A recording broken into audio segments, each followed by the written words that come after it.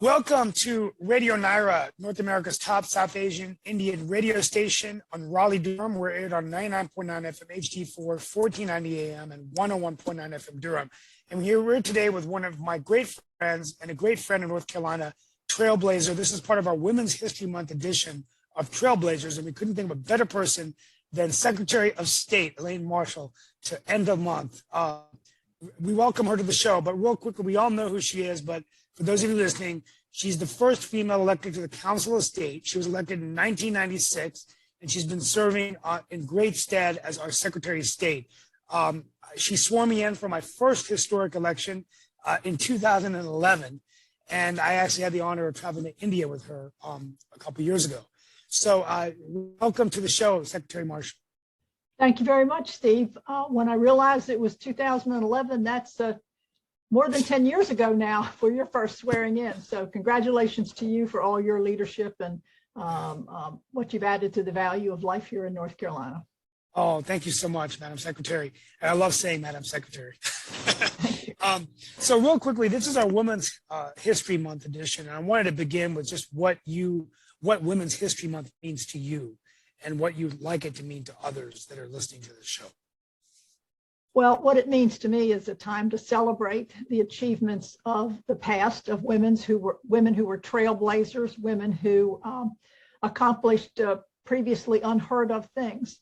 For the future, I hope it is a chance for women and girls and men, everybody, to have an opportunity to see the achievements that women have had, and for young people to realize that there's a future for them by challenging the horizon, by attempting something that no one else has ever attempted before, and that you can be successful from those kinds of activities if you have a good game plan and if you have perseverance and you just keep at it. So I hope that's what Women's History Month means to a lot of people. Okay, great. And over the course of the month, both of my newsletters and on the show, we've talked about, other great trailblazers. There's so many. And in today's edition, which I'm sending out later today, we've got Ellen DeGeneres, Gabby Douglas, just so many, Oprah Winfrey, so many women out there. And we actually featured you in this newsletter with some North Carolinians, you, Dimple Ejmera, Martha Page, our town manager in Morrisville, who's the first female manager. So is there any women or two, as you've grown up, both as a young lady, a professional, and then a state senator, and then Secretary of State, are there any women leaders that you've looked up to and admired that you want to share with us today? Well, the sad thing is, in North Carolina, there were not women leaders per se at the time. We had cabinet people that were women, thanks to the appointment power of the governor with an emphasis on inclusion. But as far as elected, which is very different than being a cabinet person, an employee of the governor, I had to go out of state to get a mentor, and I found that in Joan Grow of Minnesota. She was a long-term Secretary of State when I came along and was very, very helpful. And so I made it my commitment to develop a cadre of women within the state so that we could have a better bench, if you will, for people that are starting out to look at. I've always tried to help other women candidates. I think it's just horrible for women to make some achievement and then cut off the branch behind them, because that's not helpful. And I always advocate that when we see success for women in the public sector as well as the private sector, it helps the other. When women achieve in business, that helps women in the political realm. And when women achieve in the political realm, that helps women in business, because you've got women who can be held out as examples, doing the thing that others want to do and doing it well. So examples do count. And I like to lift successful women up no matter where you find them. So we've overcome the hurdle that I faced with a lot of talented women, entrepreneur women, whether they're in the sciences or whether they're in the service industry. We've just got a lot of great women's activities, and our universities are cranking out even more and more women graduates, especially at the professional level and the undergraduate level. So we're on an upward trajectory. So, but there's bumps in the road. There's no doubt about that. But I think the trajectory and the outlook is good. Fantastic. We're going to keep you on a little more longer than we do for most of our guests, obviously. Let's talk a little bit about the Secretary of State's office. Probably we want to bring you back to Morrisville for a person visits working with your staff on that. But what does the Secretary of State's office do, just in general, if you can give a high-level overview of the office? We're the maternity word for business. We're the maternity word for business. Oh, I love that. I love that. Yep. Our mission is to help individuals who are so inclined to create that business that they want, provide an infrastructure for it, provide an infrastructure for certain types of lending, and also investing. And then we have a measure of consumer protection in that. So we're the state securities regulator, but I also have law enforcement authority. So it's a quite broad scope that we have, but that broad scope applies to certain narrow areas. So it's all business oriented, business support. Okay, fantastic. Now, when you were in Cary a few weeks ago speaking at the North Carolina Executive Roundtable, one of the data points that I was quite amazed about, or many of us were, I think the number was 960,000 businesses were filed this year, a significant number, and this was during the pandemic. So, why, in your opinion, did that happen? Did people just keep wanting to? The 965,000 is the number of active North Carolina corporations, okay, LLCs, or nonprofits, or some of these other partnerships that have to be registered with us. Since I've been in office, there have been more than 1.6 million corporations and LLCs formed. But what we have seen, I thought when we went into the shutdown of the pandemic that life would get into a kind of a slow motion operation, but I was absolutely wrong. Beginning from March until the summertime, there were people that were trying to get PPP loans, and we had to do a lot of emergency work for them because they were not current and up to date with us. But then starting in June, we started seeing that, I used to check on the daily number of corporations. It would be in the low 300s for a while, and then it got to the mid 300s, and then it would be 400 a day. And then all of a sudden, come in June, July, August, it was more like 400 a day, 500 a day. We would previously do, 4,000, 5,000 a month, and all of a sudden it was 8,000, and then it got to be 10,000 a month, and then it got to be 12,000 a month. And Steve, up until say the fall of 2021, we are now in the 16, 17, 18,000 a month, and it really hasn't abated. We've had a few months that have been slightly down, but basically right now we're ahead of where we were in 2021, and it was a record year. In 2020, we did 127,000 new businesses. And in 2021, we blew by that number on September 9th. So we had all the rest of the fourth quarter. So that's basically everything but 1 week of the fourth quarter for more corporations. So we had an outstanding year of 178,300 new corps, LLCs, new businesses that have to register with us. And Steve, that gets us over 800 a day. It's unbelievable what this staff can produce. Now, what happened was in our also downtime, we developed some wizards to help people not make simple mistakes on their filings with us. And so that helped drive electronic filings. It really drove down the error rate, which is where our time gets taken up by getting back with the customer and, trying to get it fixed and sending papers back and forth and tracking. So it really has added efficiency for our back end operation so that we can keep a turnaround time that is very, very, very low. That's always our objective. And before we get into some final questions, during the pandemic, I want to commend your staff. I mean, they've been very helpful. But it seems over the years, we've seen the Secretary of State's office just improve. But was the pandemic very challenging, or were you able to adopt very quickly? It was challenging because we didn't have the equipment to send people home. I mean, nobody said, you need to have 75, 80 laptops sitting on a shelf somewhere. But we had to cobble together equipment, headgear equipment for the customer service people, and internet connections and VPNs and all that kind of stuff. So we were a little bit slow getting off the ground because we just didn't know what to expect.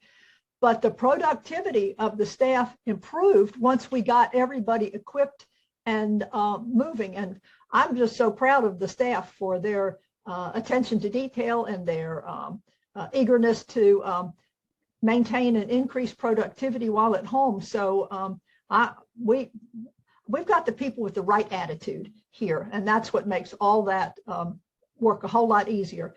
The people wanted to be home, they wanted to be safe, and they wanted to also serve the citizens. So that worked out as a trifecta for everybody involved.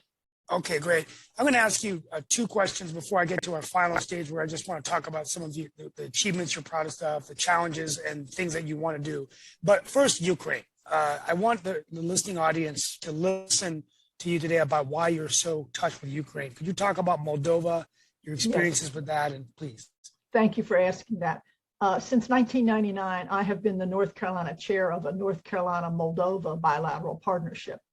Moldova sits right next to Ukraine.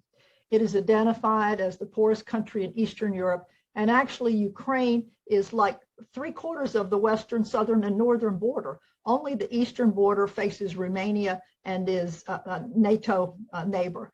Moldova has a very poor economy, and that means that a lot of people of able-bodied age and abilities go somewhere else to work. A lot of them went to Ukraine to work. Some of them go to Russia to work and send back remittances to their families.